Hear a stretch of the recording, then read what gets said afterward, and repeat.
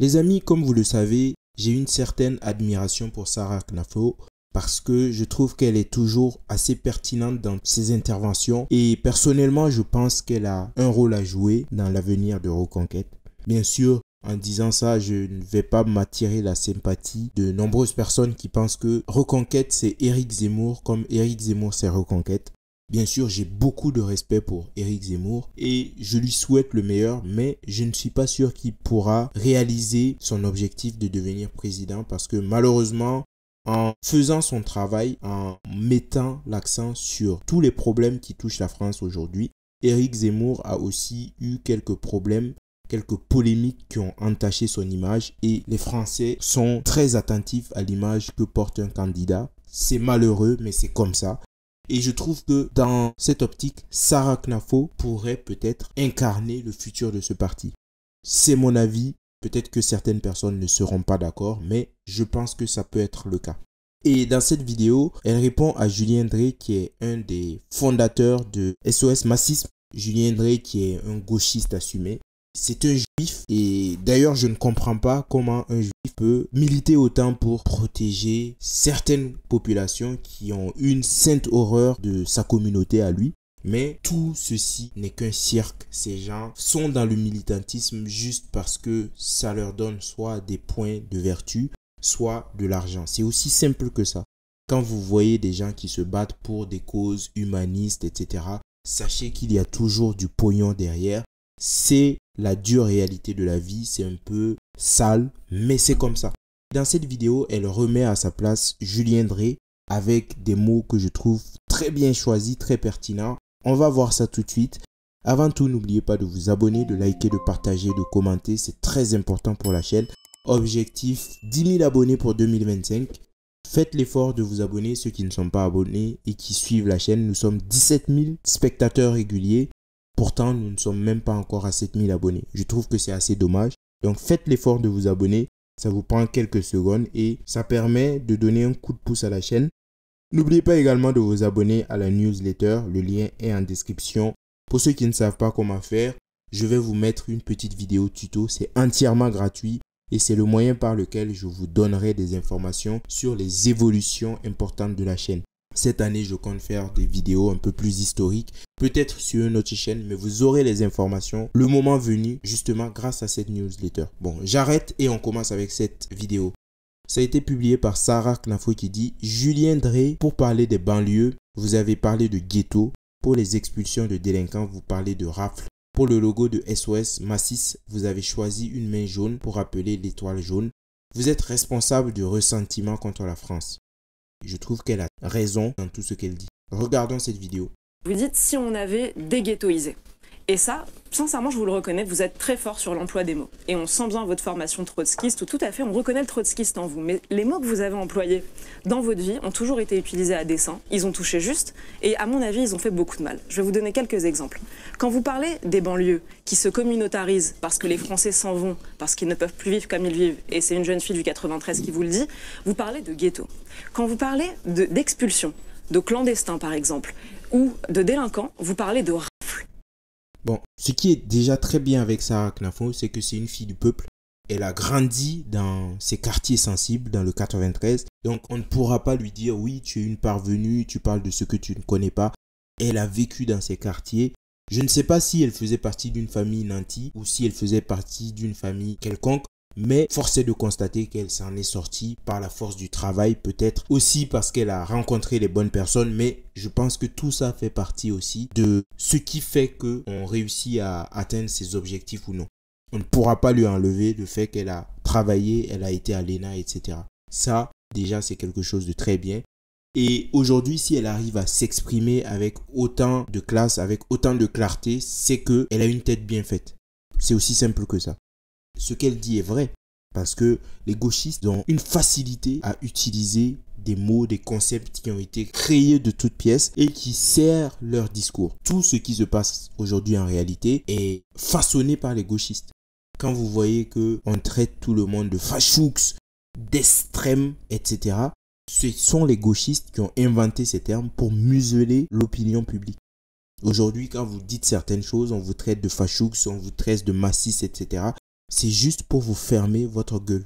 Ils choisissent les mots à dessein parce que parler de raf pour des gens qu'on doit expulser parce qu'ils sont sur les territoires de façon illégale, c'est malhonnête. Tout le monde convient que ça n'a rien à voir, mais c'est très bien choisi parce que en parlant de ça, on rappelle ce qui s'est passé pendant la Seconde Guerre mondiale avec la communauté juive et ça reste un traumatisme pour beaucoup de Français. Aujourd'hui, quand on vous parle de ce qui s'est passé pendant ces années-là, toute personne qui ose nier ce qui s'est passé ou qui ose s'opposer ou dire des choses qui vont à l'encontre de ça est cataloguée et sa vie politique ou médiatique peut être détruite instantanément. Ce mec, ou la plupart des gauchistes, choisissent les mots en parlant de raf. Ils disent par exemple que reconduire quelqu'un qui n'a rien à faire en France, c'est une raf. Bon, c'est faux, factuellement.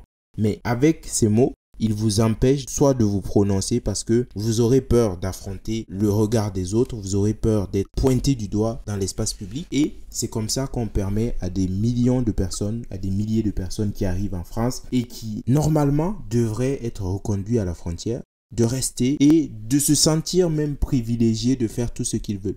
Donc toutes ces personnes, tous ces gauchistes contribuent à la dégradation de la situation sécuritaire et aussi à la faillite de l'État français parce que c'est à cause de ces gens que soit la justice ne peut rien faire et même les personnalités publiques ont du mal à en parler parce que personne ne veut être blacklisté, personne ne veut se retrouver du mauvais côté de l'opinion. Pour bien nous rappeler l'époque ancienne d'une France qui s'était mal conduite. Quand vous aviez dû choisir un logo pour SOS Racisme, vous avez choisi une main jaune. Et à l'époque, vous expliquiez que c'était très intéressant parce que ça renvoyait à l'étoile jaune. Et ça, c'est très grave parce que vous mettez dans la tête des gens précisément ce que je vous disais tout à l'heure, qui touche à un arabe, touche à un juif. Vous avez joué sur la culpabilité française. Et en jouant sur la culpabilité française, vous avez créé le ressentiment qu'on connaît aujourd'hui. Parce qu'on ne dira pas à des gens qui doivent s'assimiler, s'intégrer ou ce que vous voulez, le droit à la ressemblance, appelez-le comme vous voulez. On ne dira pas à des gens qu'ils doivent nous ressembler quand on leur apprend qu'on est des oppresseurs et des nazis. Et c'est malheureusement le sentiment sur lequel vous avez joué en parlant de en continuant de parler de ghetto jusqu'à aujourd'hui. Les ghettos, c'est quelque chose historiquement de très grave. C'est pas anodin de dire qu'on a créé des ghettos. On les a pas créés, les ghettos. Ils se sont ghettoisés parce qu'ils vivent entre eux et qu'à la fin, les autres s'en vont. C'est totalement vrai et encore une fois, je trouve que cette dame a non seulement le courage, mais aussi l'intelligence d'exprimer clairement ses opinions et il n'y a pas grand chose à rajouter en réalité parce que tout le monde est d'accord pour dire qu'il y a une époque pas si lointaine où les HLM étaient des endroits où il faisait bon vivre. C'était des endroits où les familles précaires étaient contentes d'être placées. Si aujourd'hui, plus personne n'a envie de vivre dans ces HLM, c'est bien parce que certaines communautés se sont formées et ont rendu ces endroits invivables. C'est aussi simple que ça.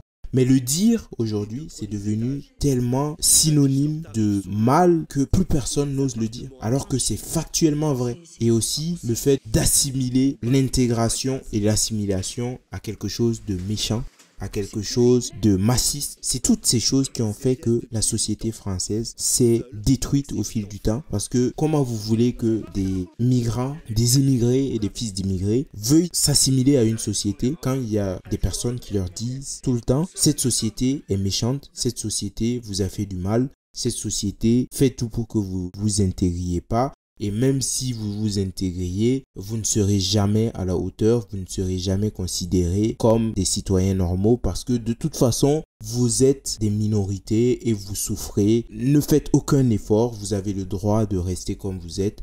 Et si vous pouvez en plus montrer votre défiance vis-à-vis de cette société, c'est bien. Bien évidemment, ces gens n'attendent que ça. Parce que si vous ne le savez pas, beaucoup d'Africains, de Maghrébins, etc. nourrissent une haine et un sentiment de vengeance parce que dans l'histoire, on leur apprend que l'Afrique a été soumise, le Maghreb a été soumis via la colonisation. Et c'est factuellement vrai parce qu'il y a eu une guerre qu'ils ont perdue. Et ça, beaucoup de personnes ne sont pas prêtes à le digérer. C'est une honte qu'ils ne s'admettent pas. Et leur seul désir, c'est de se venger, c'est de pouvoir soumettre les Européens, les Blancs, parce que pour eux, il n'y a que ça qui leur permettra de relever la tête et de retrouver une certaine dignité. Bon, c'est mal parti parce que jusqu'à preuve du contraire, ce sont les sociétés occidentales qui sont développées en matière de science, en matière de technologie, etc. Et aujourd'hui, pour diriger le monde, pour pouvoir imposer ses idées, son mode de vie, c'est aussi par la technologie. les pays africains, maghrébins, arabes, etc. ne sont pas développés technologiquement. C'est factuel. Mais vu que sur ce domaine, ils n'ont pas grand-chose à faire, la seule chose qui leur reste, c'est soit d'agresser des personnes dans la rue de façon isolée, d'essayer de faire le plus de tort possible là où ils sont, en se disant oui, à mon petit niveau, à mon échelle, je contribue à laver l'honneur de mes ancêtres. Il y en a qui le pensent vraiment, hein. Il y a beaucoup de gens qui le pensent comme ça. Toutes ces agressions de personnes sans raison, toutes ces agressions S et V, etc. J'ai même entendu des Africains dire oui, c'est la dette coloniale que je paye quand ils arrivent à avoir des relations S avec des femmes blanches. Et cette mentalité crasseuse, elle existe. Si vous n'êtes pas au courant, sachez qu'il y a plein de gens. Leur fantasme ultime, c'est de pouvoir coucher avec une femme occidentale et de le faire d'une façon dégradante dans le but de se dire oui, c'est une façon de me venger de ce que ces ancêtres ont fait à mes ancêtres. Avec une telle mentalité, je ne suis pas sûr que les choses puissent s'améliorer. Mais au moins, vous êtes au courant. Moi, je ne fais que vous dire la vérité. Vous en faites ce que vous voulez. Je vais m'arrêter là, les amis. Dites-moi ce que vous en avez pensé. En tout cas, moi, je trouve que Sarah Knafo fait du bon travail. Je ne sais pas si ces idées lui permettront d'occuper un poste qui lui permette un jour de faire changer les choses. Mais elle a tout mon soutien. N'oubliez pas de vous abonner, de liker, de partager, de commenter. Et moi, je vous dis à très bientôt. Ciao.